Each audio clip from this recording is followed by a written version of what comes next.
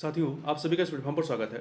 यहाँ पर हम लोग जो है आगामी जो बिहार की पीसीएस की परीक्षा होनी है अर्थात बीपीएससी की जो परीक्षा होनी है, उसके लिए हम लोग जो है बीपीएससी के जो प्रीवियस ईयर के प्रश्न पत्र हैं उन प्रश्न पत्रों को एक एक करके हम लोग सॉल्व कर रहे हैं। और उसी कड़ी में आज की वीडियो में हम लोग जो 39वीं बिहार पीसीएस की परीक्षा 1994 की थी, इसके प्रश्न पत्र को यहाँ पर हम लोग कंप्लीट करेंगे। इससे पहले हम लोग जो है 38वीं बीपीएससी की जो परीक्षा हुई थी उसके प्रश्न पत्र को कंप्लीट कर चुके हैं। देखिए, प्रीवियस ईयर के प्रश्न पत्र को सॉल्व करने से आपको दो फायदे होते हैं। पहला फायदा यह है कि आपको एक पैटर्न पता चलता है कि उस आयोग के द्वारा किस प्रकार के प्रश्न पूछे जाते हैं, और दूसरा क्या होता है कि बहुत सारे प्रश्न जो होते हैं वो रिपीट किए जाते हैं या उसी से मिलते जुलते प्रश्न जो है वो पूछे जाते हैं। तो इससे आपको ये चीज़ें फ़ायदा होंगी। और ध्यान रखिएगा कि बिहार के प्रश्न पत्र में आप देखेंगे तो वहाँ पर हिस्ट्री और साइंस का पोर्शन काफ़ी ज़्यादा होता है, साथ ही साथ आपका बिहार स्पेशल और करंट अफेयर, ये चार सेक्शन काफ़ी महत्वपूर्ण होते हैं। ये यदि आप चार सेक्शन अच्छे से कर ले जाते हैं तो आपके प्री निकलने की संभावना बढ़ जाती है। तो चलिए प्रारंभ करते हैं। पहला प्रश्न है कि सिंधु सभ्यता निम्नलिखित में से किस युग के अंतर्गत आती है। तो सिंधु सभ्यता जो है ये आदि ऐतिहासिक काल के तहत आती है। सिंधु सभ्यता को उसकी लिपि के न पढ़े जा सकने के कारण आदि ऐतिहासिक काल के अंतर्गत स्थान दिया गया है। तृतीय कांस्य काल की ताम्र पाषाणिक सभ्यता रेडियो कार्बन विश्लेषण के आधार पर 2500 ईसा पूर्व में विद्यमान मानी जाती है, किंतु यह सभ्यता अपने उत्कृष्ट काल से 2350 से 1750 ईसा पूर्व अर्थात 500 वर्षों तक रहती है। अगला है बोगज कोई का महत्व इसलिए है कि देखिए, बोगज कोई जो है ये आपका यहाँ पर वहाँ जो अभिलेख प्राप्त हुए हैं उनमें वैदिक देवी एवं देवताओं का वर्णन मिलता है। ये है कहाँ पे? ये अफगानिस्तान में स्थित है। देखिए, एशिया माइनर में बोगज कोई नामक स्थान पर लगभग ईसा पूर्व 1400 का संधि पत्र अभिलेख मिला है। इसमें इंद्र, मित्र, वरुण और नासत्य वैदिक देवताओं के नाम दिए गए हैं। अगला है गायत्री मंत्र किस पुस्तक में मिलता है। तो गायत्री मंत्र जो है आपका ऋग्वेद में मिलता है। सविता अर्थात सूर्य देवता की स्तुति में ये इस मंत्र को रचा गया था और ये ऋग्वेद के तृतीय मंडल में उल्लिखित है। इस मंडल के रचयिता विश्वामित्र हैं। ऋग्वेद आर्यों का प्राचीनतम और पवित्रतम ग्रंथ है। ऋग्वेद में देवताओं की स्तुतियों का उल्लेख है। इसमें 10 मंडल, 1028 सूक्त तथा 10,580 ऋचाएं हैं। किस काल में अछूत की अवधारणा स्पष्ट रूप से उद्धत होती है। तो ये आपका उत्तर वैदिक काल में स्पष्ट रूप से उद्धत होती है। ठीक है, क्योंकि यहाँ पर आपका उत्तर वैदिक काल में समाज जो है 4 वर्णों में स्पष्ट रूप से विभाजित हो चुका था, ब्राह्मण, क्षत्रिय, वैश्य और शूद्र। देखिए, उत्तर वैदिक काल में यज्ञोपवीत संस्कार का अधिकार शूद्रों को नहीं था। चांडाल अस्पृश्य माने जाने लगे जो नगर के बाहर निवास करते थे। अगला प्रश्न है आपका कि 800 से 600 ईसा पूर्व का काल किस युग से जुड़ा हुआ है। तो यह जो है आपका ब्राह्मण युग से जुड़ा हुआ है। किससे? ब्राह्मण युग से जुड़ा हुआ है। ठीक है, जबकि 600 से 300 ईसा पूर्व का समय जो है वो सूत्र युग से जुड़ा हुआ है। जो सूत्र युग है ये 600 से 300 ईसा पूर्व का समय है, जबकि 800 से 600 ईसा पूर्व का समय जो है ये ब्राह्मण युग से जुड़ा हुआ है। अगला है संगम युग में उरयूर किस लिए विख्यात है। तो उरयूर जो है ये कपास के व्यापार का जो है एक स्थान है। ये कपास के व्यापार का महत्वपूर्ण केंद्र रहा है। देखिए, संगम काल में उरयूर सूती वस्त्र एवं कपास के व्यापार के लिए प्रसिद्ध था। उरयूर नामक स्थान का वर्णन एक अज्ञात लेखक द्वारा रचित पेरिप्लस ऑफ द इर्थियन सी में किया गया है। भागवत संप्रदाय के विकास में किसका योगदान अत्यधिक था। तो ये गुप्तों का योगदान अधिक था। देखिए, भारत में भागवत धर्म वैष्णव धर्म का चरमोत्कर्ष चौथी 5वीं शताब्दी में गुप्तों के शासनकाल में देखा जाता है। वैष्णव धर्म को गुप्त शासकों ने राजधर्म बनाया तथा देवगढ़ जो कि ललितपुर में है, भितरगांव कानपुर और तिगवा जबलपुर मध्य प्रदेश में प्रसिद्ध विष्णु मंदिरों का निर्माण कराया। गुप्त राजाओं ने परम भागवत की उपाधि धारण की तथा अपने सिक्कों में विष्णु के वाहन गरुड़ की आकृति खुदवाई। गुप्त युग में ही वैष्णव धर्म का प्रचार प्रसार भारत से बाहर चीन, पूर्वी एशिया, हिंद, चीन, कंबोडिया, मलाया तथा इंडोनेशिया तक हुआ। अगला है आजीवक संप्रदाय के संस्थापक कौन थे। तो मक्खलीपुत्र गोशाल। आजीवक संप्रदाय के संस्थापक मक्खलीपुत्र गोशाल थे। इनके अनुयायी आजीवक के नाम से जाने जाते थे। इस संप्रदाय के लोग कर्म सिद्धांत एवं मानव प्रयत्न में विश्वास नहीं करते हैं। कर्म सिद्धांत और मानव प्रयत्न में विश्वास नहीं करते। मक्खलीपुत्र गोशाल महावीर के साथी थे और नियतिवाद और जैन धर्म में उनकी आस्था थी। यह संप्रदाय मौर्य काल में लोकप्रिय हुआ। सम्राट अशोक और उसके पौत्र दशरथ ने बराबर तथा नागार्जुनी पहाड़ियों में आजीविकों के लिए गुहा विहार बनवाए। आजीविकों का उल्लेख पतंजलि ने भी किया है। महावीर से श्रावस्ती में वाद विवाद के बाद 487 ईसा पूर्व मक्खलीपुत्र गोशाल की मृत्यु होती है। अगला है उस स्रोत का नाम बताइए जो प्राचीन भारत के व्यापारिक मार्गों पर मौन है। तो मिलिंद पन्हों जो रचना है ये प्राचीन जो भारत के व्यापारिक मार्ग थे उनके बारे में कुछ नहीं बताता है। मिलिंद पन्हो एक पाली ग्रंथ है जिसमें हिंद यवन शासक मिनांडर और बौद्ध भिक्षु नागसेन के मध्य वार्तालाप का वर्णन किया गया है। इसमें व्यापारिक मार्गों का उल्लेख नहीं है। जातक ग्रंथ और संगम साहित्य में व्यापारिक मार्गों जातक ग्रंथ और संगम साहित्य में व्यापारिक मार्गों का विशद वर्णन मिलता है या उल्लेख मिलता है। अगला है वह स्तंभ जिसमें अशोक ने स्वयं को मगध का सम्राट बताया है। तो भाब्रू स्तंभ में अशोक ने स्वयं को मगध का सम्राट बताया है। अशोक ने भाब्रू स्तंभ अभिलेख में स्वयं को देवानम पियदशनो लाजिनो मागधो कहा है, अर्थात जिसका अर्थ है देवताओं के प्रियदर्शी राजा मगध हैं। इस अभिलेख के अनुसार अशोक ने बुद्ध द्वारा प्रतिपादित तीरथ अर्थात बुद्ध धर्म और संघ के प्रति अपनी श्रद्धा प्रकट की थी। अगला है किस अभिलेख से यह साबित होता है कि चंद्रगुप्त का प्रभाव पश्चिमी भारत तक फैला हुआ था। पश्चिमी भारत तक फैला हुआ था तो रुद्रदामन का जूनागढ़ अभिलेख से यह पता चलता है। देखिए रुद्रदामन के जूनागढ़ अभिलेख से यह विदित होता है कि वहां पर चंद्रगुप्त मौर्य का प्रभाव था। उसी के अभिलेख से पता चलता है कि चंद्रगुप्त मौर्य ने अपने राज्यपाल पुष्पगुप्त वैश्य की सहायता से यहाँ पर सुदर्शन झील का निर्माण करवाया था। अगला है किस शासक वंश ने मंदिरों एवं ब्राह्मणों को सबसे अधिक ग्राम अनुदान में दिए। तो ये थे गुप्त वंश के शासकों ने दिए थे। गुप्त वंश के शासकों का समय ब्राह्मण धर्म और हिंदू धर्म के पुनरुत्थान का समय माना जाता है। हिंदू धर्म की विकास यात्रा के इस चरण में कुछ महत्वपूर्ण परिवर्तन दृष्टिगोचर हुए, जैसे मूर्ति पूजा हिंदू धर्म का सामान्य लक्षण बन गई, यज्ञ का स्थान उपासना ने ले लिया था। गुप्त काल में ही वैष्णव एवं शैव धर्म के मध्य समन्वय स्थापित हुआ, ईश्वर भक्ति को महत्व दिया गया। तत्कालीन महत्वपूर्ण संप्रदाय के रूप में वैष्णव और शैव संप्रदाय प्रचलन में थे। वैष्णव धर्म गुप्त शासकों का धर्म था। अनेक गुप्त राजाओं ने परम भागवत की उपाधि धारण की थी और इन राजाओं ने अपने राजाज्ञाएं गरुड़ में अंकित करवाई। चंद्रगुप्त द्वितीय एवं समुद्रगुप्त द्वारा जारी किए गए सिक्कों पर विष्णु के वाहन गरुड़ की आकृति खुदी हुई मिलती है। भारत में मोहम्मद गोरी ने किसको प्रथम अख्ता प्रदान किया था। तो ये प्रदान किया था कुतुबुद्दीन ऐबक को। ठीक है, शिहाबुद्दीन उर्फ मुहिजुद्दीन मोहम्मद गोरी ने भारत में तुर्क राज की स्थापना की। 1205 ईस्वी में मोहम्मद गोरी पुनः भारत आता है और इस बार उसका मुकाबला गोखोरों से होता है। इसने गोखोरों को पराजित कर बुरी तरह उनका संहार किया। मोहम्मद गोरी की मृत्यु के बाद चूंकि उसका कोई अपना पुत्र नहीं था, इसलिए लाहौर की जनता ने मोहम्मद गोरी के प्रतिनिधि कुतुबुद्दीन ऐबक को लाहौर पर शासन करने का निमंत्रण दिया। ऐबक ने लाहौर पहुंचकर जून 1206 ईस्वी में अपना राजाभिषेक करवाया। सिंहासनारूढ़ होने के बाद के समय ऐबक ने अपने को मलिक एवं सिपा सलार की पदवी से संतुष्ट रखा। इसने अपने नाम से ना तो कोई सिक्का जारी करवाया और ना ही कभी खुतबे पढ़वाए। अगला है किस सुल्तान के काल में खालसा भूमि अधिक पैमाने पर विकसित हुई। तो यह अलाउद्दीन खिलजी के समय में, अलाउद्दीन खिलजी के काल में खालसा भूमि अधिक पैमाने पर विकसित हुई। अलाउद्दीन खिलजी ने राजस्व सुधारों के अंतर्गत सर्वप्रथम मिल्क इनाम एवं वक्फ के अंतर्गत दी गई भूमि को वापस लेकर उसे खालसा भूमि अर्थात वह भूमि जो राजा के प्रत्यक्ष नियंत्रण में होती थी बदल दिया। साथ ही मुकदमों खूतों एवं चौधरी के विशेष अधिकार वापस ले लिए। इसने समस्त पैदावार का 50% भू राजस्व अर्थात खराज के रूप में लेना निश्चित किया। अलाउद्दीन प्रथम सुल्तान था जिसने भूमि की पैमाइश कराकर, इसका मतलब इसे कहते हैं मशाहत, तो जिसने भूमि की पैमाइश कराकर भूमि की वास्तविक आय पर लगान लेना निश्चित किया। अलाउद्दीन ने भूमि के एक विश्वा को एक इकाई माना। सुल्तान लगान को अन्न के रूप में वसूलने को महत्व देता था। अलाउद्दीन द्वारा लगाए गए दो नवीन कर थे, एक था चराई कर जो दुधारू पशुओं पर लगाया जाता था और दूसरा था घरी कर जो घरों पर लगाया जाता था। अगला है सल्तनत काल के सिक्के टंका, शशगनी एवं जीतल किन धातुओं के बने थे। तो ये जो सिक्के थे टंका, शशगनी और जीतल, ये चांदी और तांबे के बने थे, चांदी और तांबे के। देखिए इल्तुतमिश पहला तुर्क सुल्तान था जिसने शुद्ध अरबी सिक्के चलवाए थे। इसने सल्तनत कालीन दो महत्वपूर्ण सिक्के चांदी का टंका चलाया, ठीक है, लगभग 175 ग्रेन का, तथा तांबे का जीतल चलाया। तो आपका जो जीतल है ये तांबे का, टंका जो है आपका चांदी का है। फिरोज शाह तुगलक ने अद्धा और बिख नामक सिक्के तथा शशगनी नामक चांदी का सिक्का चलाया। तो सल्तनत काल के सिक्के ये तीनों है, टंका, शशगनी और जीतल। टंका और जीतल जो है आपका इल्तुतमिश चलाता है, जबकि फिरोज शाह तुगलक के समय में आपका शशगनी चलता है। शशगनी भी आपका जीतल का था, किसका था, शशगनी भी आपका किसका था, तांबे का था। तो टंका आपका जो है चांदी का, शशगनी और जीतल तांबे के। अगला प्रश्न है कि 12 मासा की रचना किसने की थी। तो 12 मासा की रचना मलिक मोहम्मद जायसी ने की थी। मलिक मोहम्मद जायसी ने पद्मावत में रानी पद्मावती के विरह वियोग का वर्णन 12 मासा के रूप में किया था। जयाबित का संबंध किससे था। तो जयाबित का संबंध जो है राज्य कानून से था।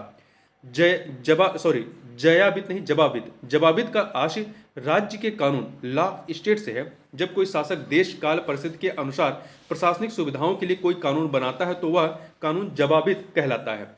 अगला है विजयनगर साम्राज्य की वित्तीय व्यवस्था की मुख्य विशेषता क्या थी? तो इसकी मुख्य विशेषता भू राजस्व थी। विजयनगर का शाब्दिक अर्थ जीत का शहर। प्रायः इस नगर को मध्ययुग का प्रथम हिंदू साम्राज्य माना जाता है। 14वीं शताब्दी में उत्पन्न विजयनगर साम्राज्य 1336 में स्थापित होता है। साम्राज्य को मध्ययुग और आधुनिक औपनिवेशिक काल के बीच का संक्रमण काल कहा जाता है। विजयनगर साम्राज्य का नाम तुंगभद्रा नदी के दक्षिणी किनारे पर स्थित इसकी राजधानी के नाम पर पड़ा है। विजयनगर साम्राज्य में 4 राजवंशों का स्थान रहता है। 4 राजवंशों ने यहाँ पर शासन किया था: संगम वंश, सालू वंश, तुलुक वंश और आर्वेडु वंश। विजयनगर साम्राज्य की आय के प्रमुख स्रोत थे लगान, संपत्ति कर, व्यवसायिक कर, उद्योगों पर कर, सिंचाई कर, चारागाह कर और उद्यान कर तथा अनेक प्रकार के अर्थदंड। ईरान के शाह और मुगल शासकों के बीच झगड़े की जड़ क्या थी? तो इनके बीच झगड़े की जड़ कांधार थी। ईरान के शाह और मुगल शासकों के बीच झगड़े की जड़ कांधार था। जहांगीर ने ईरान से भारत का सिंह द्वार कहे जाने वाले तथा व्यापार एवं सैनिक दृष्टि से महत्वपूर्ण प्रांत कंधार को जीता था, लेकिन 1621 ईस्वी में ईरान के शाह अब्बास ने इसे युद्ध द्वारा जीत लिया। 1622 ईस्वी में खुर्रम मतलब शाहजहां, जहांगीर वह शाहजहां था, शाहजहां के विद्रोह के कारण जहांगीर के समय ही कांधार मुगलों के हाथ से निकल जाता है। अगला है दू अशपा और सिंह अशपा प्रथा किसने शुरू की थी? तो ये प्रथा जो है जहांगीर ने प्रारंभ की थी।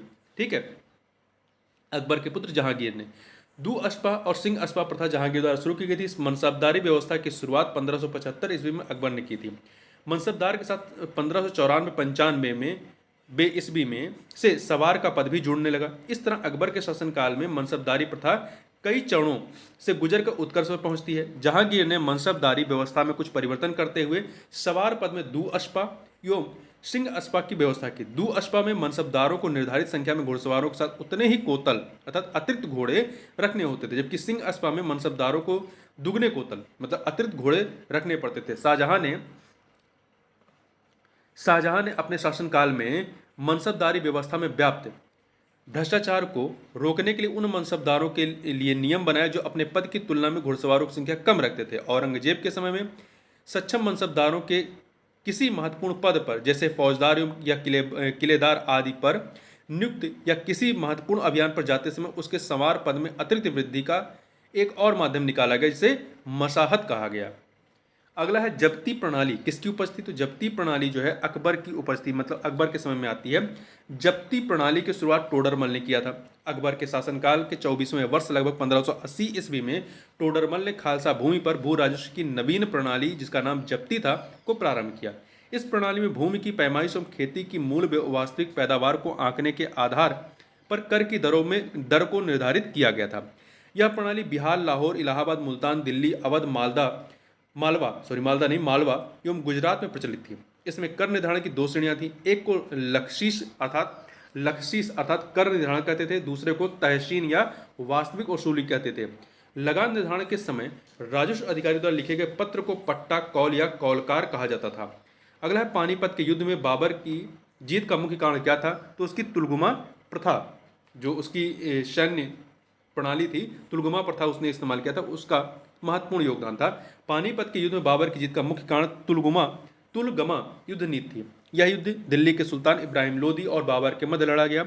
12 अप्रैल 1526 ईस्वी को दोनों सेनाएं पानीपत के युद्ध में आमने सामने हुई। ऐसा माना जाता है कि इस युद्ध का निर्णय दोपहर तक ही हो गया था। देखिए, पानीपत के युद्ध में बाबर ने अपने 2 प्रसिद्ध निशानेबाज उस्ताद अली और मुस्तफ़ा की सेवाएं ली थी। बाबर ने अपनी आत्मकथा बाबरनामा में इस युद्ध को जीतने में मात्र 12,000 सैनिकों के उपयोग का जिक्र किया। इस युद्ध में बाबर ने पहली बार तुलगमा नीति एवं तोपखानों का प्रयोग किया था। अगला है सरजामी प्रथा किससे संबंधित थी? तो ये जो है आपकी मराठा भू राजस्व व्यवस्था से या प्रथा से संबंधित थी। सरजामी व्यवस्था मराठा भू राजस्व प्रथा से संबंधित है।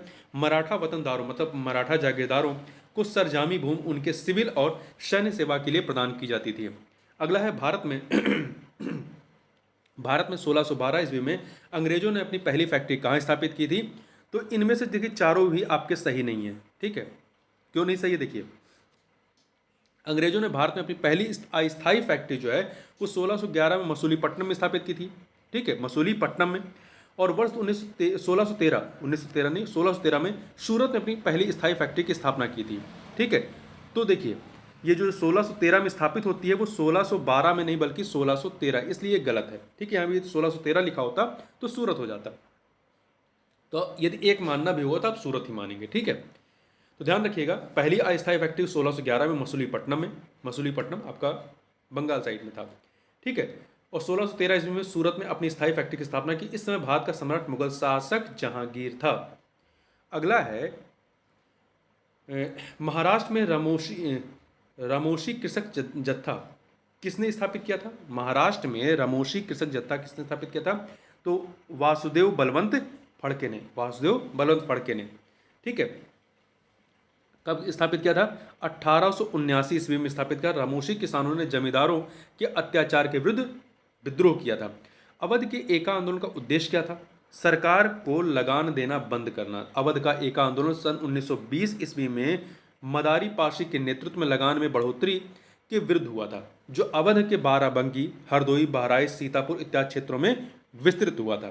ठीक है, देखिए सरकार ने 1920 तक इस आंदोलन को कुचल दिया। एक आंदोलन अन्य किसान आंदोलनों से अलग था क्योंकि इसमें काश्तकारों के साथ साथ छोटे जमींदार भी शामिल थे। ठीक है, अगला है नाई धोबी बंद सामाजिक बायकॉट का एक स्वरूप था जो सन 1919 में किसानों द्वारा प्रतापगढ़ जिले में चलाया गया था। प्रतापगढ़, उत्तर प्रदेश। ठीक है, नाई धोबी बंद आंदोलन के तहत जमींदारों तथा तालुकेदारों का सामाजिक बहिष्कार किया गया। यह आंदोलन किसानों द्वारा उत्तर प्रदेश के प्रतापगढ़ जिले में चलाया गया था 1919 में। और 1878 ईस्वी का वर्नाकुलर प्रेस एक्ट किसने रद्द कर दिया था? तो लॉर्ड रिपन ने। लॉर्ड लिटन के समय ये आया था और लॉर्ड रिपन ने इसको रद्द किया था। ठीक है, देखिए 1878 ईस्वी का vernacular press act Lord Ripon ने 1882 में रद्द किया। 1878 ईस्वी में लॉर्ड लिटन ने वर्नाकुलर प्रेस अधिनियम पारित कर भारतीय समाचार पत्रों पर कठोर प्रतिबंध लगा दिया था। इस एक्ट के अंतर्गत अनुचित प्रकाशन को रोकने के लिए मजिस्ट्रेटों को व्यापक अधिकार मिल गया था। अगला है अपनी किस कार्यकारिणी कमेटी में कांग्रेस ने भू स्वामित्व को समाप्त करने की नीति अपनाई? तो कार्यकारिणी कमेटी 1937 में भू स्वामित्व को समाप्त करने की नीति अपनाई थी। ठीक है, 1937 ईस्वी की कांग्रेस सरकार ने चुनाव अभियान के दौरान कृषि में सुधार करने का आश्वासन दिया। इसी के चलते कांग्रेस कार्यकारिणी ने भू सुधारों हेतु व्यापक रणनीति तैयार की और कांग्रेस शासित राज्यों में कृषकों के व्यापक हित में काश्तकारी अधिनियम पारित किए गए। संयुक्त प्रांत में 1939 ईस्वी में तथा बिहार एवं उड़ीसा में 1938 ईस्वी में नए काश्तकारी कानून पारित हुए। ध्यान रखें, संयुक्त प्रांत में 1939 में तथा बिहार और उड़ीसा में 1938 में। अमेरिका में फ्री हिंदुस्तान अखबार किसने शुरू किया था? तो ये तारकनाथ दास ने वैंकूवर में, अमेरिका के वैंकूवर में फ्री हिंदुस्तान अखबार शुरू किया। अमेरिका के सैन फ्रांसिस्को में तारकनाथ दास, रामनाथपुरी और पांडुरंग खान ने 1907 में हिंदुस्तान एसोसिएशन की स्थापना की थी। इस संगठन ने उर्दू में सर्कुलर ए आज़ादी नामक पत्रिका निकाली। इस पत्रिका के बंद होने के पश्चात तारकनाथ दास ने वैंकूवर से ही फ्री हिंदुस्तान नामक इंग्लिश मासिक अखबार का प्रकाशन किया था। सर्कुलर ए आज़ादी उर्दू में थी और जो ये फ्री हिंदुस्तान है ये इंग्लिश में मासिक पत्रिका थी। ठीक है, अखबार था। गदर क्रांति छिड़ने का सबसे महत्वपूर्ण कारण क्या था? तो ये प्रथम महायुद्ध का शुरू होना। देखिए, गदर क्रांति छिड़ने का सबसे महत्वपूर्ण कारण प्रथम विश्व युद्ध का शुरू होना। विश्व युद्ध के शुरू होने पर गदर पार्टी के नेताओं ने भारत वापस आकर विद्रोह को योजनाबद्ध तरीके से चलाने का फैसला किया। गदर पार्टी ने पहली बार गुरिल्ला पद्धति के द्वारा भारत को स्वतंत्र करने की योजना बनाई। कामागाटा मारू घटना का इस्तेमाल गदर पार्टी के सदस्यों ने ब्रिटेन विरोधी भावनाएं जगाने के लिए इस्तेमाल किया।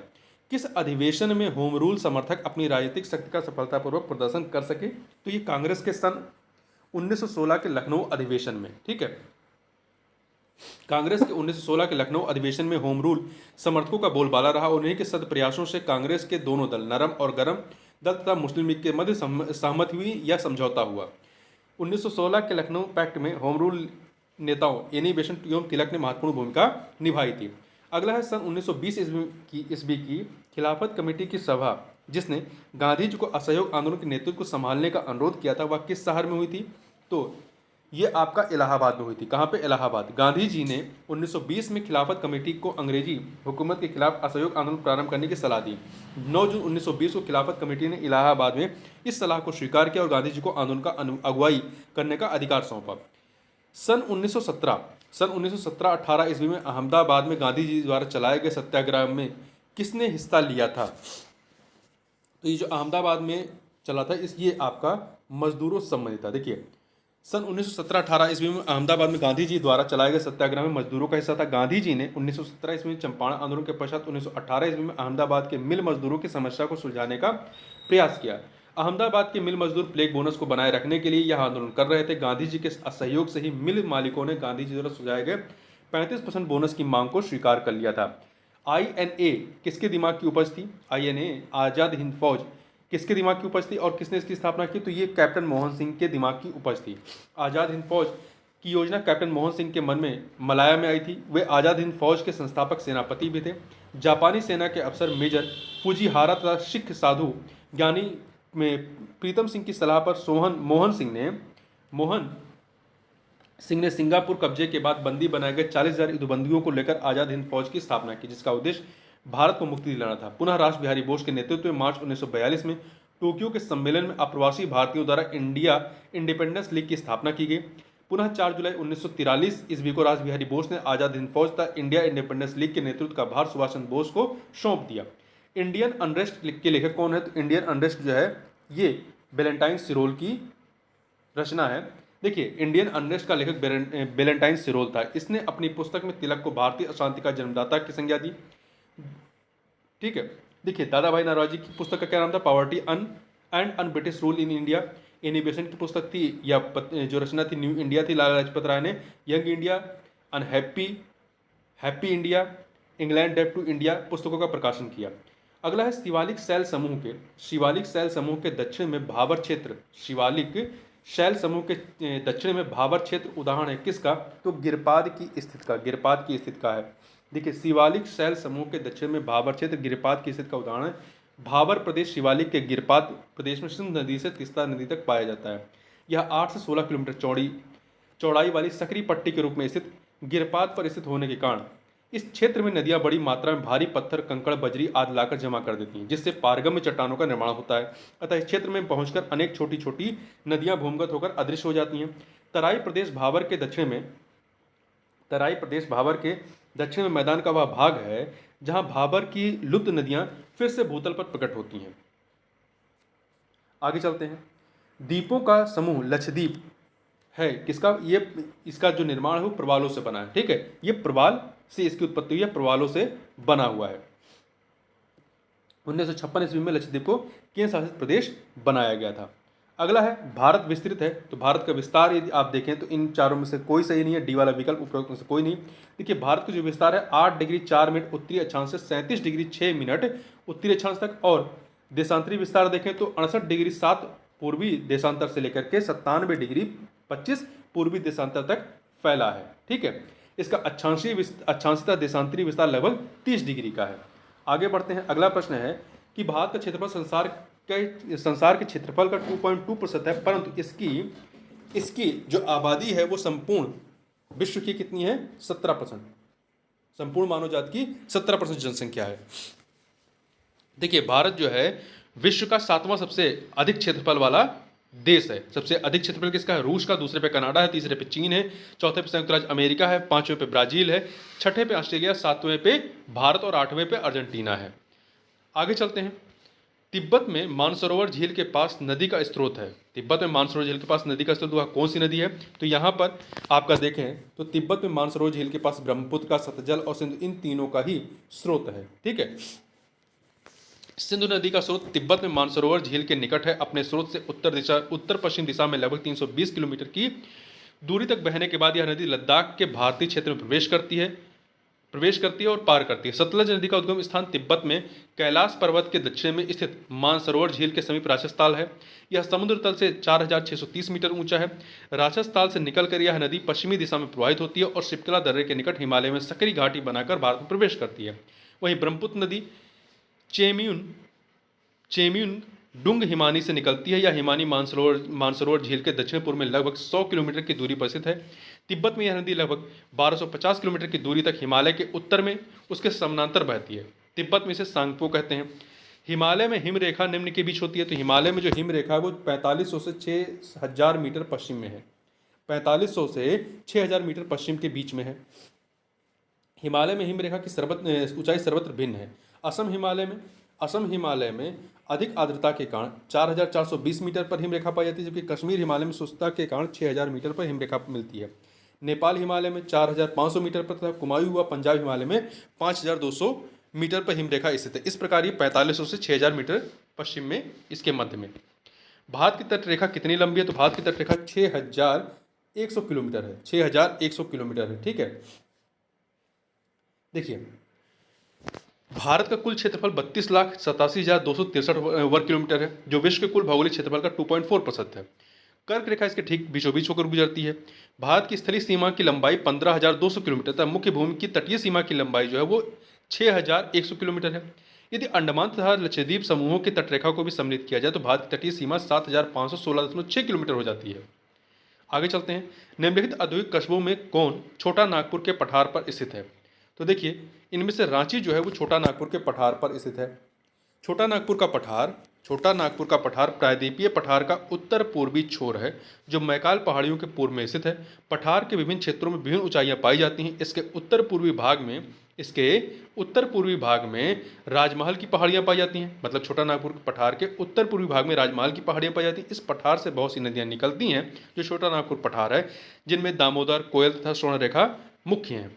दामोदर नदी छोटा नागपुर पठार को दो भागों में विभाजित करती है, रांची का पठार और हजारीबाग के पठार में। दामोदर नदी कहाँ से निकलती है? तो छोटा नागपुर के पठार से, अभी हमने ऊपर बात की। ठीक है, और यह झारखंड और पश्चिम बंगाल बहते हुए हुगली नदी में मिल जाती है। आगे चलते हैं। गंगा की जलोढ़ मृदा की गहराई भूमि सतह के नीचे लगभग कितनी है? तो 600 मीटर तक होती है। कितनी होती है? 600 मीटर तक होती है। आगे बढ़ते हैं। अगला प्रश्न है कि भारतीय मानसून मौसमी विस्थापन से इंगित है। क्या कारण है? स्थल तथा समुद्रों का विभेदी तापन। भारत में मानसून आने का प्रमुख कारक जो है स्थल तथा समुद्रों का तापांतर है। स्थल के अत्यधिक गर्म हो जाने तथा समुद्र के अपेक्षाकृत ठंडा रहने के कारण ही मानसूनी हवाएं समुद्र से स्थल की ओर चलती हैं और वर्षा करती हैं। नगदी फसलों में सम्मिलित नहीं है। कौन कौन से? तो देखिए गन्ना नगदी फसल है, जूट है, कपास है, परंतु गेहूं जो है नगदी फसल के तहत नहीं आती है। अगला है साफ रात मेघीय रातों की अपेक्षा, साफ रात जो होती है वो मेघीय रातों की अपेक्षा अधिक ठंडी होती है। क्यों? विकिरण के कारण। विकिरण के चलते मेघीय रातों में पृथ्वी का तापमान मेघों से परावर्तित होकर पुनः पृथ्वी पर लौट आता है और वायुमंडल गर्म बना रहता है, जबकि साफ रातों में विकिरण के चलते पृथ्वी की ऊष्मा उत्सर्जित होकर अंतरिक्ष में चली जाती है और रातें ठंडी हो जाती हैं। निम्नलिखित में से कौन सा महाद्वीप क्षेत्रफल के अनुसार सबसे बड़ा है? तो इन चारों में आपका जो अफ्रीका महाद्वीप है सबसे बड़ा। ऐसे देखा जाए तो सबसे बड़ा आपका कौन सा है? वो एशिया महाद्वीप है। ठीक, अगला है पूर्वी समुद्र की स्वामिनी का नाम किसे दिया गया है? श्रीलंका को। पूर्वी समुद्र की स्वामिनी श्रीलंका का उपनाम है। इसे हिंद महासागर का मोती भी कहा जाता है। निम्नलिखित में से किस युग्म का मिलान सही है? तो देखिए भूमध्य सागर क्षेत्र में गर्मी की वर्षा गर्मी में नहीं होती है। भूमध्य क्षेत्र में गरज के साथ वर्षा मध्याह्न में होती है, दोपहर में। सही है। मानसूनी क्षेत्र में पूरे साल भर वर्षा होती नहीं। मरुस्थलीय क्षेत्र में जाड़े की वर्षा होती नहीं। देखिए विषुवतीय क्षेत्रों में मध्याह्न में लगभग सदैव बारिश होती रहती है। ऐसा इसलिए होता है कि क्योंकि ये क्षेत्र भूमध्य रेखा पर स्थित होने के कारण सदैव गर्म रहते हैं तथा समुद्र के पास स्थित होने के कारण गर्मी में वाष्पन होता रहता है और मध्याह्न में बारिश होती है। जबकि जो भूमध्य सागरीय जो क्षेत्र है वहाँ पे जाड़े की वर्षा होती है। मोना लोआ उदाहरण है किसका? तो मोना लोआ सक्रिय ज्वालामुखी का उदाहरण है। ये कहाँ पे है? अमेरिका के हवाई द्वीप पर स्थित है। सर्व प्राचीन शैल समूह की आयु आंकी जाती है किसके माध्यम से? यूरेनियम लैड विधि से। ठीक है, सर्व प्राचीन शैल समूह की आयु जो है वो यूरेनियम लैड विधि से आंकी जाती है। देखिए प्राचीन शैल समूहों की आयु लाखों एवं करोड़ों वर्षों पुरानी होने के कारण यूरेनियम लैड विधि द्वारा आंकी जाती है। यूरेनियम तथा थोरियम किसी न किसी रूप तथा मात्रा में प्रत्येक शैल में पाई जाती है। कार्बन 14 डेटिंग द्वारा पुरातत्वकालीन जीव जंतुओं के अवशेषों की आयु और समय का निर्धारण किया जाता है। पोटेशियम आर्गन डेटिंग विधि द्वारा चट्टानों में रेडियोधर्मी पोटेशियम के अनुपात को मापकर चट्टानों की उत्पत्ति के समय का निर्धारण किया जाता है। अगला है कोयले का सामान्य प्रकार क्या है? तो बिटमनी जो है एक सामान्य प्रकार का कोयला है जिसमें कार्बन का अंश 70 से 90% तक होता है, जबकि एंथ्रेसाइट कोयला जो होता है वो सर्वोत्तम एवं बहुत कठोर होता है। इसमें कार्बन का अंश 90% से अधिक होता है। इसके भंडार भी बहुत सीमित हैं। टेरा रोरा का प्राकृतिक विकास उस भूभाग में होता है, टेरा रोसा का प्राकृतिक विकास उस भूभाग में होता है जिसमें चूना पत्थर होता है। क्या होता है? चूना पत्थर होता है। टेरा रोसा का प्राकृतिक विकास चूना पत्थर वाले भूभाग में होता है। भूमध्य सागरीय प्रदेशों और चूना क्षेत्रों में मिलने वाली यह मिट्टी फेरस ऑक्साइड Fe2O3 के कारण लाल रंग की होती है। ठीक है, इसमें ह्यूमस की कमी होती है। इसे लाल पोडजोल के नाम से भी जाना जाता है। ब्राजील के कहवा उत्पादक क्षेत्रों की मिट्टी टेरा रोसा ही है। आगे बढ़ते हैं। अवसादी शैलों के लिए निम्नलिखित में से कौन सा कथन असत्य है? अवसादी शैलों के बारे में, सेडिमेंट्री रॉक्स जो होते हैं। देखिए, ये वे शैलें जिनकी संरचना ताप तथा दाब पर निर्भर करती है, सही है। ये शैलें अकिष्टलीय होती हैं, ये भी सही। ये शैलें स्तरों में निक्षेपित होती हैं, सही है। ये शैलें जल में नहीं निर्मित हो सकती, ये गलत है। अवसादी शैलों के संदर्भ में असत्य कथन यही है, डी वाला। ठीक है, देखिए, अवसादी चट्टानें वही चट्टानें जो मुख्यतः उस प्राचीन चट्टानों तथा खनिजों के टुकड़ों से बनती हैं जो कि पूरी तरह से संगठित हो जाते हैं और परतों में जम जाते हैं। उत्पत्ति के आधार पर अवसादी चट्टानों का वर्गीकरण समुद्री चट्टानें होती हैं जो कि पानी में ही निर्मित होती हैं, नदीकृत चट्टानें, सरोवरी चट्टानें, वायुद चट्टानें, हिमनद चट्टानें इत्यादि। टिन मिलता है कहाँ पर? तो टिन जो है आपका प्लासर निक्षेपों में पाए जाने वाले जो प्रमुख खनिज होते हैं, इसमें सोना, चांदी, टिन, प्लेटिनम आदि हैं। मृदा संरक्षण वह प्रक्रम है जिसमें क्या किया जाता है? मृदा को नुकसान से सुरक्षित किया जाता है। इसके लिए फसलों का चक्रण, सीढ़ीदार कृषि तथा ढालों पर समुच्च रेखीय जुताई करना आदि उपाय हैं। भारतीय संविधान को अपनाया गया था संवैधानिक सभा द्वारा। किसके द्वारा? संवैधानिक सभा द्वारा अपनाया गया था। भारत में लौकिक सार्वभौमिकता है क्योंकि संविधान की प्रस्तावना आरंभ होती है किससे? हम भारत के लोग शब्द से। अगला प्रश्न है, भारतीय नागरिकों के मौलिक अधिकारों का वर्णन जो है वो संविधान के अनुच्छेद 12 से 35 तक में है। ठीक है, भाग 3 में 12 से 35 तक में है। एक कल्याणकारी राज्य के आदर्श वर्णित हैं किसमें? तो ये राज्य के नीति निर्देशक तत्वों में कल्याणकारी राज्य के आदर्श वर्णित हैं। भारत के राष्ट्रपति को उसके पद से हटाया जा सकता है किसके माध्यम से? संसद द्वारा हटाया जा सकता है। ठीक है, महाभियोग की प्रक्रिया के माध्यम से, जिसका उल्लेख जो है आर्टिकल 61 में किया गया है। राष्ट्रपति राष्ट्रीय आपातकाल की घोषणा कर सकता है। कब कर सकता है? हथियारबंद विद्रोह के आधार पर, बाह्य आक्रमणों के आधार पर, युद्ध के आधार पर। इन तीनों ही आधारों पर, उपरोक्त वर्णित सभी कारणों के आधार पर, मतलब डी ऑप्शन हो जाएगा। देखिए, संविधान के अनुच्छेद 352 के अंतर्गत राष्ट्रपति हथियारबंद विद्रोह, बाह्य आक्रमण तथा युद्ध तीनों ही आधारों पर आपातकाल की घोषणा कर सकता है। 44वें संविधान संशोधन अधिनियम 1978 द्वारा आंतरिक गड़बड़ी शब्द के स्थान पर सशस्त्र विद्रोह लाया गया था। अगला है, कोई वित्तीय बिल प्रस्तावित हो सकता है केवल लोकसभा में। वित्त बिल का उल्लेख जो है आपका 117 में किया गया है। इसको राष्ट्रपति की पूर्व अनुमति से केवल लोकसभा में ही प्रस्तावित किया जा सकता है। वित्त विधेयक की 2 श्रेणियां हैं। वित्त विधेयक 1 जो है ये अनुच्छेद 117(1) में है, केवल लोकसभा में पेश किया जाता है। कि वित्त विधेयक 2 जो है ये अनुच्छेद 117(3) में है, सामान्य विधेयक तरह संसद के किसी भी सदन में पेश किया जा सकता है। लोकसभा के स्पीकर का निर्वाचन होता है किसके माध्यम से? तो लोकसभा के सभी सदस्यों के द्वारा ये अध्यक्ष चुने जाते हैं। ठीक है, इसकी व्यवस्था आर्टिकल 93 में दी गई है। आर्टिकल 93 में एक अध्यक्ष होता है, एक उपाध्यक्ष होता है। भारत में किसी भी सदन का सदस्य हुए बिना कोई व्यक्ति कब तक मंत्री पद पर आसीन रह सकता है? 6 महीने तक। 6 महीने तक आर्टिकल 75(5) में 75 के 5 में ये बताया गया है। संसद के 2 सत्रों के बीच अधिकाधिक अंतराल होना चाहिए कितने का? 6 महीने का। 6 महीने से अधिक अंतराल नहीं होगा। संविधान के अनुच्छेद 85 के अंतर्गत राष्ट्रपति को दोनों सदनों को आहूत करने की, सत्रावसान और लोकसभा का विघटन करने की शक्ति है। आहूत करने के बारे में संविधान ने राष्ट्रपति पर एक कर्तव्य अधिरोपित किया है कि वह दोनों सदनों को ऐसे अंतराल पर आहूत करेगा कि एक सत्र की अंतिम बैठक और उसके बाद के सत्र की प्रथम बैठक के लिए नियत तारीख के मध्य 6 मास का अंतराल ना हो पाए, मतलब 6 महीने से अधिक का अंतराल ना हो पाए। 85(1) में ये बात कही गई है।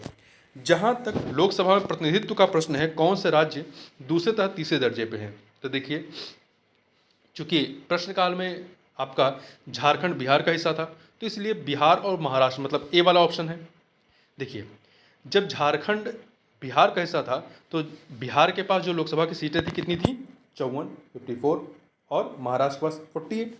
तो पहले पे उत्तर प्रदेश 80, फिर बिहार आता था, फिर आपका महाराष्ट्र आता था। अब हटने के बाद, मतलब झारखंड अलग होने के बाद झारखंड में 14 सीटें चली गई हैं और बिहार के पास कितनी हैं? 40 सीटें बची हैं। तो अब दूसरे नंबर पे आपका क्या है, दूसरे नंबर पे आपका महाराष्ट्र है। ठीक है, तो ध्यान रखिएगा। और बिहार से ज़्यादा सीटें आपकी पश्चिम बंगाल में 42 सीटें हैं, तमिलनाडु में 39 है, बिहार में 40 है। न्यायिक पुनर्वलोकन का अर्थ यह है कि उच्चतम न्यायालय किसी भी राज्य के कानून को अवैध घोषित कर सकता है। ठीक है, न्यायिक पुनर्वलोकन के तहत उच्चतम न्यायालय को संसद तथा राज्य विधानमंडल द्वारा बनाए गए कानूनों की समीक्षा का अधिकार प्राप्त है।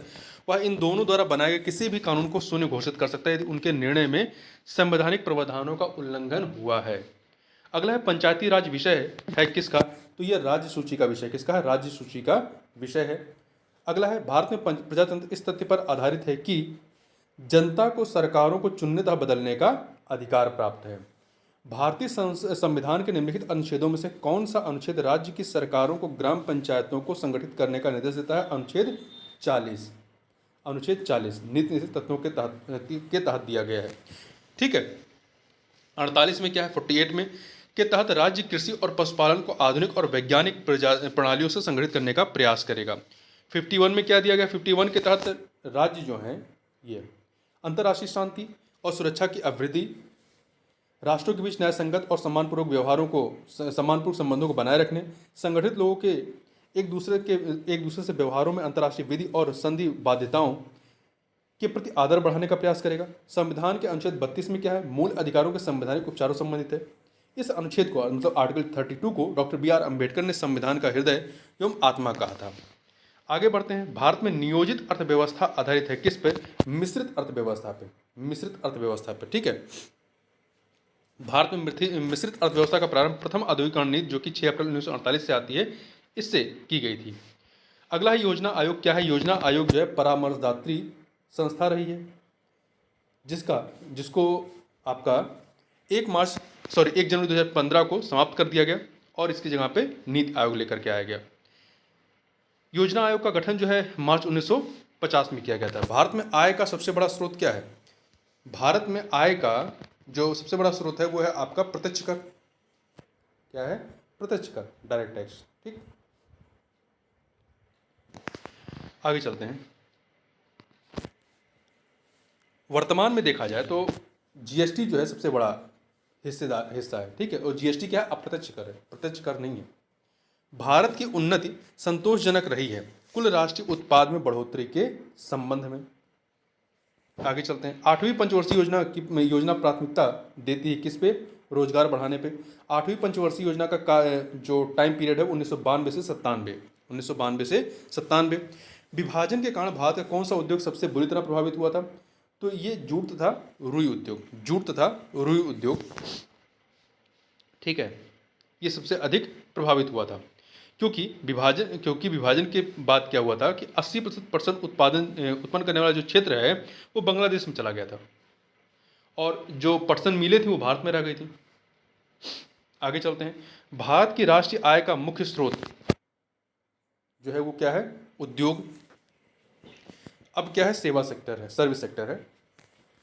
भारत में राष्ट्रीय आय का मुख्य योगदान सेवा क्षेत्र का है जो सकल घरेलू उत्पाद का 54% योगदान देता है, जबकि कृषि का योगदान जो है वो 22% से कम ही है और उद्योग क्षेत्र का योगदान 24% है।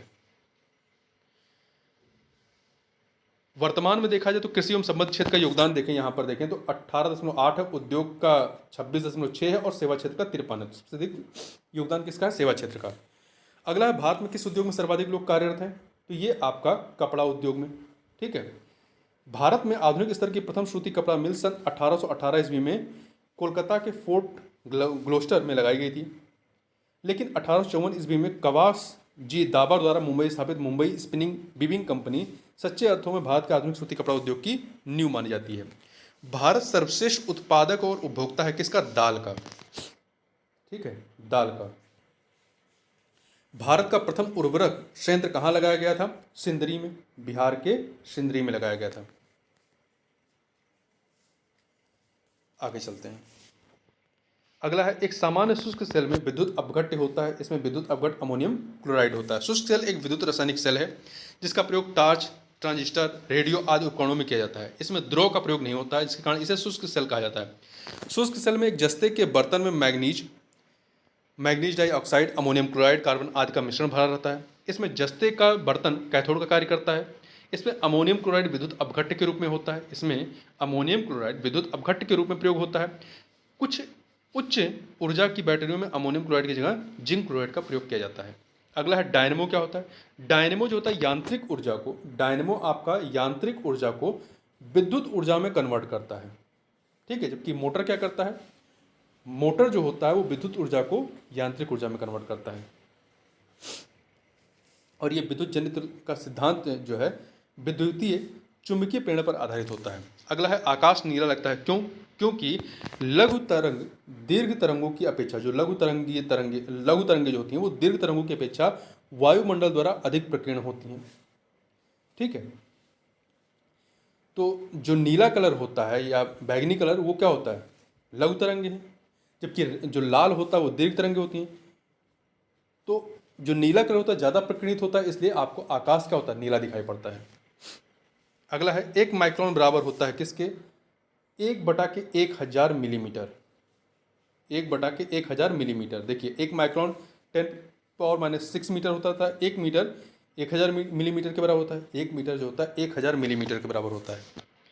तो इस प्रकार देखेंगे तो आपका 1 माइक्रोन जो होता है 10⁻⁻6 मीटर या 10⁻³ मिलीमीटर के बराबर हो जाएगा। अगला है अतिचालक का लक्षण क्या होता है? अतिचालक जो होता है ये इसमें अनंत पारगम्यता होती है। इसमें अनंत पारगम्यता होती है। देखिए अतिचालकता किसी चालक पदार्थ के विद्युत प्रतिरोध से संबंधित है। इसकी खोज 1911 में केमर लिंग ओन्स ने की थी। साधारणतया चालक धातुओं का प्रतिरोध ताप कम करने पर घटता जाता है तथा एक निम्न ताप पर आकर रुक जाता है प्रतिरोध। अतिचालकता की अवस्था में धातुओं में विद्युत धारा बगैर किसी बाह्य विद्युत स्रोत के बहती रहती है। धातुओं की अतिचालकता चुंबकीय क्षेत्र के द्वारा नष्ट हो जाती है। यदि अतिचालक धातुओं में बहने वाली धारा काफ़ी अधिक है तो यह धारा स्वयं के चुंबकीय क्षेत्र के कारण अतिचालक को नष्ट कर देती है। वर्ष दीर्घतम होता है। वर्ष जो सबसे बड़ा वर्ष कहाँ पे होगा? तो ये आपका प्लूटो पर। जैसे पृथ्वी पर 365 दिनों का एक वर्ष होता है ना, तो सबसे अधिक जो होगा वो आपका प्लूटो पर होगा। प्लूटो पर वर्ष दीर्घतम होता है। इसकी खोज, प्लूटो की खोज वर्ष 1930 में हुई थी। 1930 में हुई थी। ठीक है, तो देखिए पृथ्वी पर जो है 365 दिन होते हैं, परंतु प्लूटो पे जो एक वर्ष होता है वो 90,777 दिनों का होता है। मतलब 248 वर्षों के बराबर होता है। कितना? 248 वर्षों के बराबर होता है पृथ्वी के। बृहस्पति पर 4,333 दिन में पूरा होता है एक वर्ष। नेपच्यून जो है ये 60,182 दिनों में एक साल पूरा होता है। वर्षा की बूंद की गोल आकृति का कारण क्या है? पृष्ठ तनाव है, सरफेस टेंशन है। कमरे में रखा रेफ्रिजरेटर का दरवाज़ा यदि खोल कर रखें तो क्या होगा? आप अंततः कमरे को थोड़ा गर्म कर सकते हैं। कुछ टाइम बाद क्या होगा? गर्म हो जाएगा। फ्रिज का दरवाज़ा खुला रखने पर फ्रिज पूरे कमरे को ही ठंडा करने की कोशिश करता है, जिससे उसमें लगे कूलेंट तेज़ी से चलने लगते हैं तथा कंप्रेसर और अधिक ऊर्जा लेने लगता है। कंप्रेसर और कूलेंट तेज़ी से कार्य करने में ज़्यादा ऊष्मा कमरे में छोड़ते हैं, जिससे फ्रिज जो तापमान कम कर रहा है वही वापस गर्मी के रूप में कमरे में आ जाती है, अतः धीरे धीरे कमरा थोड़ा गर्म हो जाता है। किस खनिज से रेडियम प्राप्त किया गया था? किस खनिज से? तो पिच बेल्ट से। रेडियम जो है आपका पिच बेल्ट से प्राप्त किया जाता है। हेमेटाइट से लोहा प्राप्त किया जाता है। जबकि औषधि शैलों में चूना पत्थर पाया जाता है। रेडियम की खोज 1898 ईस्वी में पियरे क्यूरी और मैडम क्यूरी ने की थी। परमाणु बम का सिद्धांत आधारित है किस पे? नाभिकीय विखंडन पर आधारित है। किस पर आधारित है? नाभिकीय विखंडन पे। जबकि जो सूर्य की जो एनर्जी होती है वो नाभिकीय संलयन पर कार्य करती है। प्लास्टर ऑफ पेरिस का सूत्र क्या है? CaSO4 का whole twice into H2O, calcium sulphate, hydrated calcium sulphate है। ठीक है, इसका उपयोग हड्डी की, शरीर की हड्डी टूट जाती है तो उसके प्लास्टर करने में होता है। मूर्ति बनाने में, दीवारों और छतों को चिकना बनाने में किया जाता है। नींबू खट्टा किस कारण से होता है? तो नींबू जो होता है साइट्रिक अम्ल की वजह से खट्टा होता है। साइट्रिक अम्ल की वजह से। वायु क्या है? वायु एक मिश्रण है बहुत सारी गैसों का। विरंजक चूर्ण के लिए कौन सा कथन असत्य है? विरंजक चूर्ण के लिए देखिए यह जल में अधिक विलय होता नहीं। विरंजक चूर्ण जो होता है जल में अधिक विलय नहीं होता है। देखिए विरंजक चूर्ण क्लोरीन शुष्क बुझे हुए चूने से क्रिया करके, जो क्लोरीन होती है वो शुष्क बुझे हुए चूने से क्रिया करके व्यंजक चूर्ण बनाती है। यह एक हल्के पीले रंग का चूर्ण होता है जिसमें क्लोरीन की गंध आती है। इसका प्रयोग क्लोरीन क्लोरोफॉर्म के निर्माण में, पेयजल को शुद्ध करने में, जीवाणुनाशक के रूप में, रंगीन कपड़ों का रंग उड़ाने में, चीनी को सफ़ेद करने में इत्यादि में किया जाता है। पारद धातु मिश्रण है किसका? तो ये जो है पारद युक्त मिश्र धातु होती है। पारद धातु जो है ये पारद युक्त मिश्र धातु होती है। किसी धातु का किसी अन्य धातु अथवा अधातु के साथ मिश्रण मिश्र धातु कहलाता है। कि मिश्र धातुओं के गुण उनके घटकों के गुणों से भिन्न होते हैं जिनसे मिलकर के मिश्र धातुएं बनती हैं। माँ पौधे की भांति पौधा मिलता है, माँ पौधे की भांति पौधा मिलता है बीजों से और तना काट के, दोनों से मिलता है। ठीक है। संसार का सबसे बड़ा पुष्प कौन सा है? रेफ्लेशिया। क्या है? रेफ्लेशिया है। इसका व्यास 1 मीटर तथा भार लगभग 8 किलोग्राम होता है। मटर पौधा है किसका? तो ये शाक है। यह एक द्विबीजपत्री पौधा है। इसकी जड़ों में गांठें मिलती हैं। मटर में विटामिन ए, B1, B6 और C पाए जाते हैं। जल से बाहर निकाले जाने पर मछलियाँ मर जाती हैं। क्यों? क्योंकि वे श्वास नहीं ले पाती हैं। ठीक है। मधुमक्खी कॉलोनी के सदस्य एक दूसरे को किस प्रकार पहचानते हैं? तो नर्तन के द्वारा, नृत्य से पहचानते हैं। अगला है, मनुष्य के जीवन काल में कितने दांत 2 बार विकसित होते हैं? तो 20 दांत जो है वो 2 बार निकलते हैं। मनुष्य के जीवन काल में 20 दांत 2 बार विकसित होते हैं। पहले शस्त्रावस्था में 20 दांत निकलते हैं जिन्हें दूध का दांत कहा जाता है, मिल्की टूथ कहते हैं। यही दांत 2 बार विकसित होते हैं, एक बार टूटता है फिर गिरता है, निकलता है। मनुष्य की खोपड़ी में कितनी अस्थियां होती हैं? तो देखिए ये 4 के चारों विकल्प गलत हैं क्योंकि मनुष्य की खोपड़ी में 29 अस्थियां होती हैं, 29। देखिए आधुनिक मनुष्य का हाल का पूर्वज कौन है? तो यह है आपका क्रो-मैग्नॉन मनुष्य। आधुनिक मनुष्य का पूर्वज क्रो-मैग्नॉन मनुष्य को माना जाता है। क्रो-मैग्नॉन मानव के अवशेष फ्रांस से मिले हैं। यह होमोसेपियंस जात का था। यह शिकार करने व मछली पकड़ने में निपुण था। 80% से अधिक सेल में पाया जाने वाला पदार्थ क्या है? जल। 80% से अधिक सेल पाया जाने वाला पदार्थ जल है। सेल मतलब जो कोशिका होती है, मनुष्य की कोशिका, बैटरी वाला सेल नहीं है। मानव शरीर की सबसे छोटी इकाई कोशिका होती है। असंख्य कोशिकाएं मिलकर मानव शरीर का निर्माण करती हैं। मानव कोशिका की खोज रॉबर्ट हुक ने 1665 ईस्वी में की थी। उन्होंने कार्क में मृत कोशिका को देखा था। जीव द्रव्य का 99% भाग जो है 4 तत्वों से मिलकर बना है। ऑक्सीजन 76%, कार्बन 10.5%, हाइड्रोजन 10%, नाइट्रोजन 2.5%, जीवद्रव्य का लगभग 80% भाग जो है वो जल होता है। आगे बात करते हैं, हरगोविंद खुराना को किस आविष्कार के लिए सम्मानित किया गया? तो इनको जीन के संश्लेषण के लिए, किसके लिए? जीन के संश्लेषण के लिए इन्हें नोबेल प्राइज दिया गया था। हरगोविंद खुराना ने जीन संश्लेषण पर अत्यंत उल्लेखनीय अनुसंधान किया और आनुवांशिक कोड की खोज की। 1968 ईस्वी में इन्हें अपने अमेरिकी सहकर्मियों रॉबर्ट डब्ल्यू हॉली और मार्शल डब्ल्यू नीरेनबर्ग के साथ चिकित्सा विज्ञान का नोबेल पुरस्कार प्राप्त हुआ। इंसुलिन प्राप्त होता है किससे? तो ये डहेलिया के जड़ों से, डहेलिया के जड़ों से प्राप्त होता है। ठीक है। डहेलिया जो है यह सूर्यमुखी कुल व द्विदली वर्ग का पौधा है। इंसुलिन पैंक्रियाज द्वारा स्त्रावित होता है। यह भी मुख्यतः प्रोटीन का होता है। जो इंसुलिन होता है प्रोटीन होता है। यह कार्बोहाइड्रेट के उपापचय में महत्वपूर्ण भूमिका निभाता है। यह ग्लूकोज के ग्लाइकोजन में परिवर्तन की दर को पेशियों एवं यकृत में काफ़ी बढ़ा देता है। ग्लूकोज के ग्लाइकोजन में परिवर्तन की दर को पेशियों एवं यकृत में, जो लीवर होता है, में बढ़ा देता है। यह शर्करा एवं वसा निर्माण में भी सहायक होता है एवं प्रोटीन संश्लेषण को प्रेरित करता है। विकास का मुख्य कारक क्या है? विकास का मुख्य कारक प्राकृतिक वर्ण है। ठीक है, प्राकृतिक वर्ण है। मनुष्य के शरीर में पैर की हड्डी क्या होती है? खोखली होती है। मानव में केवल 2 अग्रपाद, सामान्य भाषा में हाथ अर्थात 2 पश्चपाद अर्थात पैर होते हैं। दोनों अग्रपादों की अस्थियां एवं दोनों पश्च मतलब हाथ और पैर की हड्डियां, अस्थियां परस्पर एक समान होती हैं। अग्रपादों एवं पश्चपादों की अधिकांश अस्थियां भी एक समान होती हैं। प्रत्येक अग्रपाद के ऊपरी भाग में एक लंबी अस्थि ह्यूमरस तथा नीचे के भाग में 2 लंबी अस्थियां रेडियस तथा अल्ना होती हैं। हाथ तथा पंजे के बीच प्रत्येक कलाई में छोटी छोटी 8 हड्डियां होती हैं जिसे कार्पल्स कहते हैं। मनुष्य के पैर की हड्डियां खोखली होती हैं। इस प्रकार दोनों पश्चपादों में कुल 60 हड्डियां होती पैरों में। तना काट आमतौर से किसके प्रवर्धन के लिए प्रयोग किया जाता है? तो तना काट जो है ये आपका गन्ने के लिए, गन्ने का नोवेलाइजेशन किया जाता है। शकरम बारबेरी प्रजाति का गन्ना बहुत कठोर था जिसकी उपज तथा चीनी की मात्रा दोनों कम थी। कोयम्बटूर स्थित गन्ना अभिजनन केंद्र पर इस गन्ने का संकरण उष्णकटिबंधीय गन्ना शेकरम अफिसिनेरम से कराया गया, जिसके द्वारा उत्तर भारत में गन्ने की खेती भारी पैमाने पर संभव हो सकी।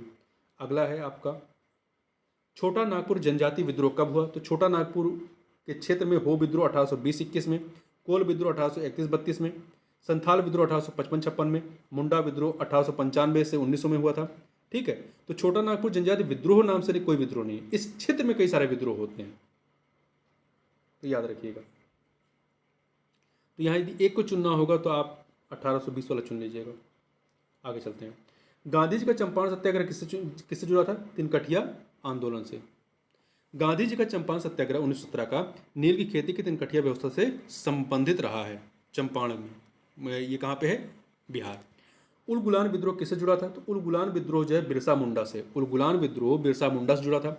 सन 1895 से 1900 ईस्वी के बीच बिहार के मुंडा आदिवासियों ने पारंपरिक जमींदारी भूमि व्यवस्था में परिवर्तन किए जाने के खिलाफ बिरसा मुंडा के नेतृत्व में विद्रोह कर दिया। इस विद्रोह को उलगुलान महाविद्रोह के नाम से जाना जाता है।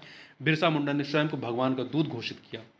मुंगेर का बरहिया ताल विद्रोह, मुंगेर का बरहिया ताल विद्रोह का उद्देश्य क्या था?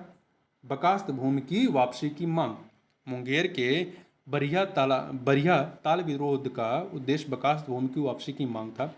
यह कार्यानंद शर्मा के नेतृत्व में 1935 में चलाया गया था। बिहार बंगाल से पृथक कब होता है? 1912 ईस्वी में, और उड़ीसा से 1936 में। ठीक है, अगला है पटना उच्च न्यायालय की स्थापना कब होती है? तो 1916 में पटना उच्च न्यायालय की स्थापना होती है। 1917 में पटना विश्वविद्यालय की स्थापना होती है। 20 जनवरी 1913 को बिहार व उड़ीसा के लेफ्टिनेंट गवर्नर की नवगठित काउंसिल की प्रथम बैठक बांकीपुर में होती है, जिसकी अध्यक्षता बिहार व उड़ीसा के lieutenant governor sir Charles Stuart Bayley ने की थी। सन 1930 और 1932 में बरही कांग्रेस ने सफलतापूर्वक अंग्रेजी हुकूमत को किस जिले में नाकाम किया था या नाकाम कर दिया था? तो ये गया में। 1930 और 1932 में बरही कांग्रेस ने ये डी ऑप्शन होगा, डी, मुंगेर जिले में अंग्रेजी हुकूमत को सफलतापूर्वक नाकाम कर दिया था। भारत में खनिज उत्पादन में समृद्ध राज्य पहचानिए कौन सा है? तो वर्तमान में आपका उड़ीसा है। ठीक है, बिहार में जंगल फैले हुए हैं। देखिए, पहले बिहार में झारखंड भी था। वर्तमान में देखें तो बिहार का कुल क्षेत्रफल 94,163 वर्ग किलोमीटर, जिसमें से 9,722 वर्ग किलोमीटर वनावरण में वृक्षावरण है, जो कुल भौगोलिक क्षेत्रफल का 10.32% है। बिहार का एक इस्पात कारखाना कहाँ पर है? जमशेदपुर में है। कहाँ पर है? जमशेदपुर में। ठीक है, अब जमशेदपुर किस में चला गया? झारखंड में, अब बिहार में नहीं है। ठीक है, इसकी स्थापना जमशेदपुर में जो की गई थी, कहाँ पे? Tata iron and steel company TISCO की स्थापना 1907 में हुई थी। हुंडूरू प्रपात निर्मित है किस पे? स्वर्ण रेखा पर, स्वर्ण रेखा या स्वर्ण रेखा नदी पर है। ठीक है, हुंडूरू जलप्रपात बिहार में स्वर्ण रेखा नदी पर है। कावेरी नदी पर जो है शिव समुद्र जलप्रपात है। शरावती नदी पर महात्मा गांधी या जोग या गरसप्पा जलप्रपात है। नर्मदा नदी पर धुआंधार जलप्रपात है। चंबल नदी पर चुलिया जलप्रपात है। अब यहाँ पे जो ये रीजनिंग के प्रश्न को हम लोग को नहीं देखना है। देखिए, प्रश्न है कि भारत का सबसे अधिक जनसंख्या वाला शहर कौन सा? 2011 की जनगणना के अनुसार देखें तो आपका जो बेंगलुरु है, बेंगलुरु वो सबसे अधिक जनसंख्या वाला शहर हो जाएगा। क्योंकि देखिए, इसमें मुंबई और दिल्ली दिया नहीं गया है, तो दिल्ली पहले मुंबई, दूसरे दिल्ली है, तीसरे पे बेंगलुरु है, चौथे पे हैदराबाद है। तो ऑप्शन में आपका बेंगलुरु हो जाएगा। आगे चलते हैं। देखिए, निरसस प्राणी कौन सा है? तो इसमें से आपका कछुआ एक निरसस प्राणी है, कोल्ड ब्लडेड एनिमल है। सरीसृप जो होते हैं वो कोल्ड ब्लडेड होते हैं। ठीक है, भारत का राष्ट्रीय स्तनी कौन सा है? भारत का राष्ट्रीय स्तनी जो है आपका बाघ है। भारत का राष्ट्रीय पशु बाघ, जिसका वैज्ञानिक नाम क्या है? पैंथेरा टाइग्रिस लिनियास है। ये पीले रंगों धारीदार लोम चर्म वाला एक पशु है। बाघ अपनी शालीनता, दृढ़ता, फुर्ती और अपार शक्ति के लिए हमेशा सम्मान प्रशंसा का पात्र है। राष्ट्रीय पक्षी मयूर है, जिसका वैज्ञानिक नाम पाओ क्रिस्टिसस है। और राष्ट्रीय पुष्प कमल है, इसका वैज्ञानिक नाम निलंबो न्यूशी पेरा केटन है। ठीक है, तो इस प्रकार से यहाँ पर हम लोगों ने इस पूरे प्रश्न पत्र को कंप्लीट किया। तो इस वीडियो में बस इतना ही। मिलते हैं नेक्स्ट वीडियो में, तब तक के बहुत बहुत धन्यवाद।